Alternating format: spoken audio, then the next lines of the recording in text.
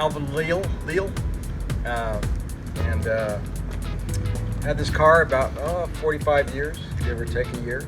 And what is this car? Go ahead and tell us what you got here. 1961 Corvette. It was restored. This is the third rebuild of the whole car. It was at one time it was an ocean blue, and second time it was Hugger orange with a different front end, and this is the third and final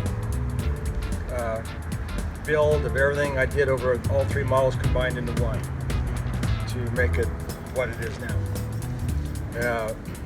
It had factory power windows in it when I got it, and had a guy did some artwork for a draw up of it, of how I wanted it, and I took it from the paper and I built it.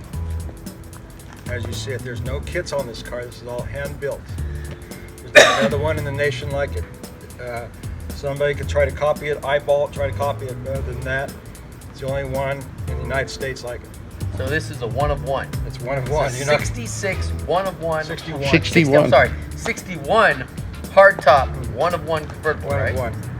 And you'll hear all your body guys will talk about running your hand with a glove underneath it. You could take your glove and go all the way across this. This is as smooth underside as is the top side of this car. All the way through the running boards, front flares, everything. You can go across and it's smooth. This car was actually, we flipped the whole body all over, and I laid the back glass the same way as I did the top glass underneath it.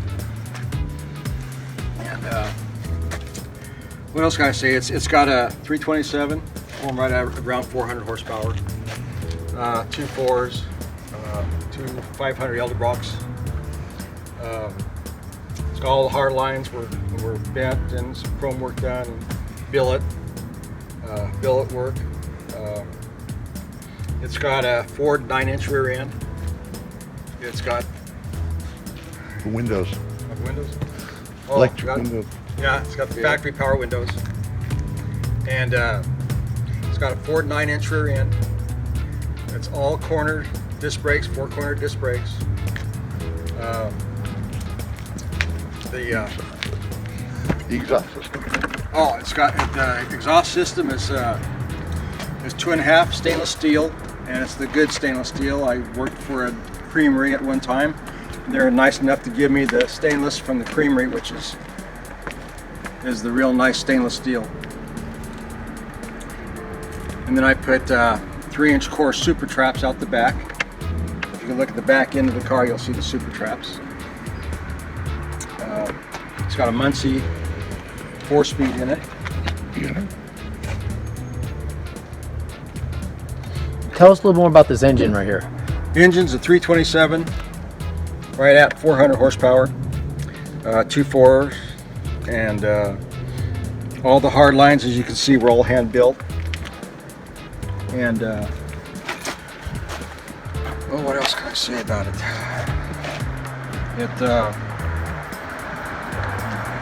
The wheels were custom. They're Convo Pro wheels with spinners. The knockoffs were built by Speed and Performance out of Mena, Arkansas.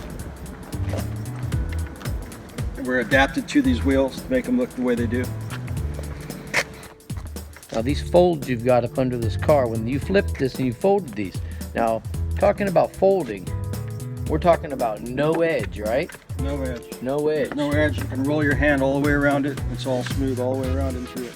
And the same thing as the running board. The running board's exactly flat underneath that. You can run your hand underneath it. It's smooth. Now these running boards, man, this is just some work. Not even to have nicks in this type of material. This year of a car, as beautiful as this car is, this would be one of the most valuable investments of a person's history. This is something not only to ride in, but something you could pass down from child to child. The value of this car is sold in different auctions at different times to different people, and not even in quite this condition, for anywhere between $80,000 upwards of $125,000, $130,000. This is something worth having. This is a car that when you take off the hard top and you get your wife in it and you go for a cruise down the #1 highway coming out of LA area and cruising the northward coast, the #1 this is the one you want to be cruising in. Having your beautiful wife sitting next to you, setting it at about 85 down Highway 1, coming up into the bends towards Big Sur as you're slowing down. This is the one you want. This is what James Dean would have loved to have been in. He might have not hit the curves. But also treat it like a loaded gun. It's got a lot of horsepower, and learn to drive it and be careful. And you were the one looking at this car. What's the most important things you would want people to know about this car? Come on up here and show us. Number one thing I would have to say is the body. All hand built, original 61 body, original, everything's original on it. The doors, deck lid, trunk, hood, everything's original, and I went from there to add on to build. Okay. And there's no kits. I repeat, no kits on this car. It's all hand fabricated. So, as I said before, somebody might be able to stand back and look at it. They're very good. Somebody like Fuse or one of those kind of guys could probably look at it and try to build it. But I've talked to different fabricators, and they said they would have a hard time building this the way it is. I hope you know I renamed your car. Oh, you did? Oh yeah, because if I was behind it, it was what I would be wanting to be driving, the Purple People Eater. Because it would be eating anything up I was driving next to, and I know that. If you want me to start it, I can start it. I would. I would love for you to start it. Okay, let me get the key. Okay. I'll be right back. Now he's getting ready to fire this thing up, and I don't know if the effect on camera is going to be what it is in person, but get ready, because this is a beast. This is the Purple People Eater. Come and get it at BigBallerAuctions.com.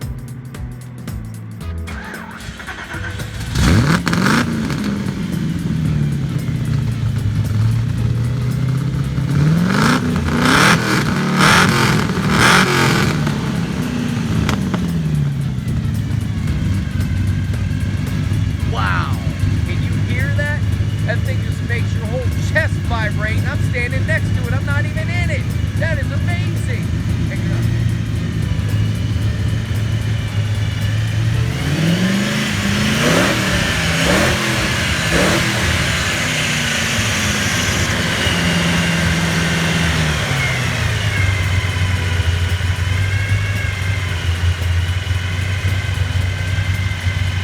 Go ahead and tell us about the carburetors again.